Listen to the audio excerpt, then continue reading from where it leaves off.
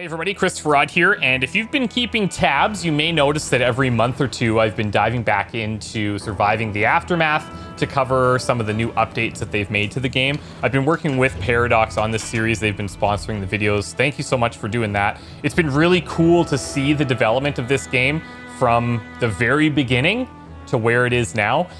Today's update, I'm going to cover quite a few significant changes. There's a lot of small changes that have happened as well. But the more significant ones we'll dive into in a little bit more depth. It's not going to be a super long video, but enough to give you an idea of what the new update is. If you don't know what this game is at all, this is the first time you're seeing it, Surviving the Aftermath is basically a post-apocalyptic colony city builder survival game. It's really free form in the way that you lay out your base, and you have a lot of freedom to create things in a way that doesn't feel forced, which I really like. You can be pretty creative within the bounds of this large space. So you have a ton of area to build over time. If you're willing to put in the work, you can cover the majority of this space. Now, when it first started, it was limited to basically food, like growing crops, hunting. You had some shacks that you could put up. I don't even think you could do power in the very first iteration of the game. But it's come a long way, and as you can see, it's starting to look pretty cool. One of the biggest new additions that I really want to point out before we get too far into our base here actually takes place out at this kind of world view. Not to get into too many details about how this works, but the main part of your game takes place at your base. The secondary part is out on this world map where you're using the specialists that have joined you to uncover this map and find different resources, fight bandits, find colonies to trade with. And the biggest new thing that you can do now, as some of you astute people may have noticed, is you can find fuel as another resource, and you can find vehicles. Right here we have an abandoned station wagon, and it can hold multiple specialists. These are really cool because you can cover a lot more ground. As you'll see, if I was to go to anywhere in this direction, he can only move like a few spaces. So to get anywhere new, it takes a lot of time. And this is a really large area that you eventually want to uncover. And there's going to be reasons for why you want to be driving all the way across this place a lot faster, because every day that goes by are potentially dangerous things and terrible things that can happen to your colony. So to start off today, I'm not going to play things in an optimal fashion here. I'm really just going to do it so I can highlight some of the key changes of the game. But we're going to have this specialist grab the fuel from here. He's going to scavenge 24 out of the 31 available fuel. And that 24 is based on his scavenge rating. The higher his scavenge rating, the more he can scavenge from any of these resource locations. And that is cool because all these specialists have kind of unique personalities and unique attributes that make some of them, they're going to join you like, oh, that's awesome, I need somebody who can fight. Or you might get some duds, you're like, you're just waiting for the right person. And it's a cool way of introducing a lot of randomness to this. So anyways, we're going to have him come here and grab this. Then we're going to get into the vehicle, and then we're going to bring him home. Now, we're going to let some of this time go by here, and I'm going to cover off some of the new buildings that you may not have seen before. At least there'll be buildings that I haven't shown you in my own personal videos. Because we caught this near the end of a cycle, his time reset, I'm going to get him into the vehicle. And these vehicles, they have to be brought to base before they're going to be useful. So right now, it's very limited in terms of how far it can go. We're just going to say, hey, return to the colony. We need that gas. And I'll actually send a couple of other people back to the colony so that when that car is here, we can fill it up with people and show kind of the efficiency of it. There is a garage here, and it does have a station wagon there. There are a few different types of vehicles. Some of them are better than others. So here we have another station wagon, which is unfortunate because I can't show you the different ones, but it's not too fast, but offers several passenger seats. Some of the other vehicles are faster, but you can't carry as many people. I think some are more heavily armored, if I'm not mistaken. But anyways, this is saying that there's a repair cost of 10 fuel. And so when that guy comes back here, we'll have a car. I don't know if it's going to fit in here because we already have one. Let's build another garage just because we can. Let's throw this down. We'll just put it close by. And we'll drop a road. Let's do a paved road. There, I'll take that. So that can build, and we'll see if that's enough to hold another car. I feel like these can probably only hold one car. But anyways, let's start putting any specialists that we have assigned to these. Then you can kind of create a team and send them out into the world. Some other cool things are, here's a mess hall as an example. So for some advanced cooking. I'm going to show you this tech tree, but this is a huge change from what has been in the game previously. So previously you would have these different sections up here that would kind of break things down. But then within each of these, you would have maybe, I want to say like anywhere from 6 to 10 different options that you could unlock, and you could just, you unlock them in sequence and that was it. Now they have an actual tech tree being implemented, and there's some options, which is really nice. So from something like survival skills, you can either go basic farming or skinning and then get into larger ladders. Now, what's cool about this is it's changed a lot of the way that the game is played. What I mean by that is certain things, I want to find an option here. Here. So basic farming. Originally, when you played the game, you'd be able to put down a small field, and I think you could put 2 people to work that plot of land right away, which was cool because you're getting optimal resources out of it. Now, in order to get those extra slots, you're gonna have to do some research. So as you go down this tree, you're gonna see some of these changes here. This is gonna increase your food storage by a significant amount. Communal eating, which unlocks a cookhouse with some extra slots, a logging camp, extra slots. If you go all the way to the end, you're gonna see here in chef training, that's what unlocked the mess hall that's got 3 slots. And it's just a nicer way of dealing with progression. The other thing that they've changed in this tree is that you no longer just immediately unlock it with the research points. There is an associated time with each piece of research to get that research done as well. Okay, we've got a couple of things going on here. We've got a bandit at the gate, questionable. A man approaches the gate with a hefty backpack bursting out of the seams with blueprints, measuring sticks and other items. He has all the usual bandit trappings, but is acting in a very un-bandit-like fashion. Oi, oi. When I address whomever's in charge, Master Builder is here, and you better listen. He's building a monument of sorts and needs construction materials. So how about we trade, eh? So basically, he's gonna give us some food. We can give him some stuff. We could reject him because he is a bandit. But you know what? At the end of the day, we'll give him some wood because we have plenty, and we'll take some medicine. I feel okay about that. And he's gone. Let's go back here and just make sure that we're making progress towards home. We're good there. If we just set up these queues, we don't really have to come in here and micro them again, but it's nice to just double check things, in my opinion. And again, I should be doing stuff with every specialist right now, but I'm just trying to highlight some of the key changes of the game.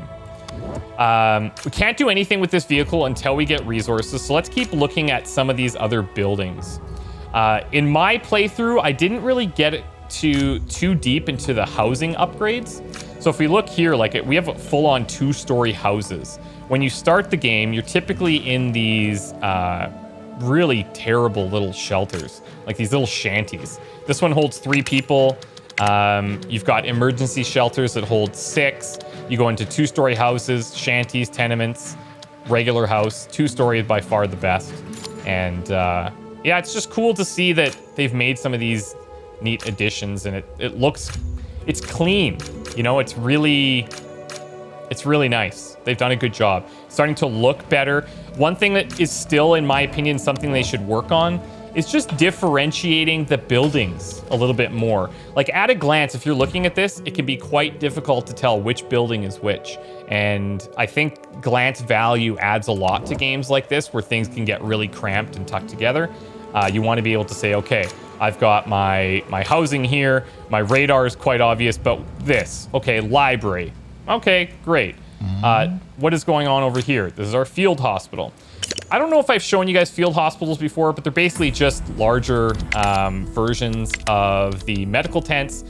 Early game, this is pretty much all you get. And over time, you have to unlock all of these things. But the field hospital's quite nice, can hold 6 patients, whereas these can only hold 2.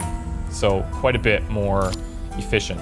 Here's another thing that I didn't really get a chance to build in my initial short playthrough, but an environmental station was something that was always kind of on our radar for something to build. What this does is cleans up all of this pollution in different areas.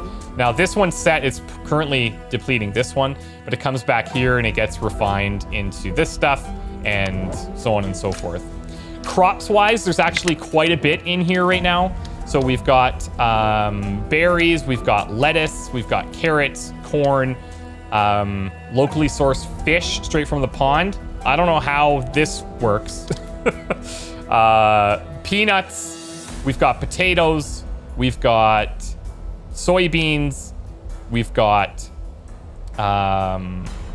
grain, flax, and sunflower. Now, what's cool is based on community feedback, they implemented the idea that, hey, if we have something like sunflowers, it's not grown for food, but let's turn this into energy, because this can be returned into oil and then processed to a refinery to keep vehicles running. I think that's really neat. I think that's a cool way of doing things. Okay, so one of the other things that they are starting to show a lot more is this happiness area. And you can see up here, like, our guys are generally okay, but if we offered them more places to improve their happiness, then it'd be a lot better off. So something like this would be nice as an example. We need these fun boxes.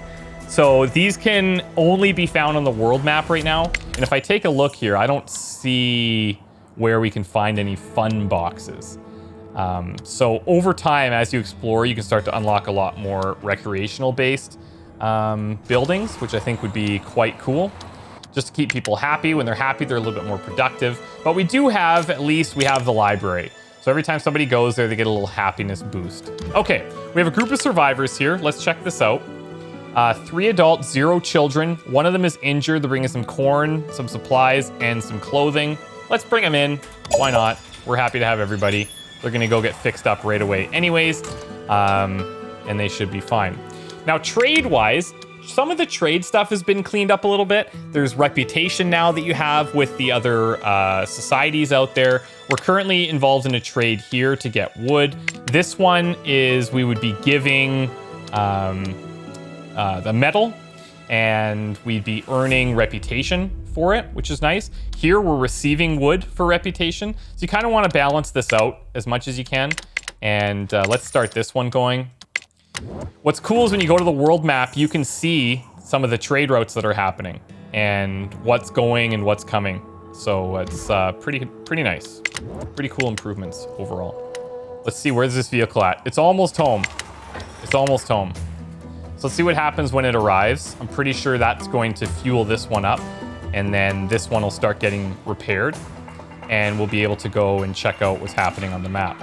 Here's where our nuclear waste gets stored, so it's a lot safer. People don't get sick, in case you're wondering why we're cleaning up that nuclear waste. There's also a whole bunch of new events that can happen. So we have things like, pandemics, dry spells. There's a bunch of crazy new additions there. Okay, the car is here now. So let's see. It automatically parks it over here. It's gonna need 10 fuel. I think both of these are good to go now. It's repairing, and this one, no workers are assigned. Let's throw somebody in here. I'm gonna fill this one with as many people as I can. These are specialists. These are not just regular colonists, these are specialists. And once this is done, we'll see how much ground we can cover in these vehicles. Car is now ready. Car is repaired and ready to go. Let's create a team. And let's see. So if we select the vehicle, oh yeah. Okay, so it's about 2 or 3 times the distance that can be covered compared to, an individual walking on their own. And what's nice about this is you're carrying multiple people. There's different vehicle types. Now it is using that fuel So it's something that you're going to use to kind of get people out to the outskirts and start to uncover things. It's not going to be like a long-term thing you're going to be cruising around in. What's also interesting is when you select these guys, each time you click, it selects a different person. You have to get them out of the vehicle, and then they can do their required ask.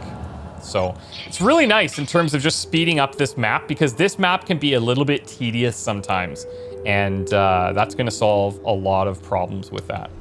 So I think in terms of overall updates, it's coming along really nicely, and I'm excited to see where this game goes, because the updates that they've been adding, sometimes subtle, sometimes major, are really, really cool, and it makes me want to dive in and build a new colony every time. If you've never played this is one of those games where you can just like, you're just like, oh, I'll just do one more day, one more cycle, and it's never just one more cycle. There's always a lot to do and a lot to manage. This colony here is going quite well, as you can see. Oh, here's the refinery. We were looking for this a little bit earlier. We can turn the oil into the gas. So anyways, I am having a great time with this, and thanks again for Paradox sponsoring this. Boom, here we go, magnetic storm, just in time.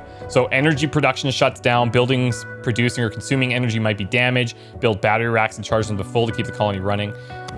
They can kind of go anywhere with these too, in terms of these disasters that can strike, so I'm excited. Thank you guys so much for watching.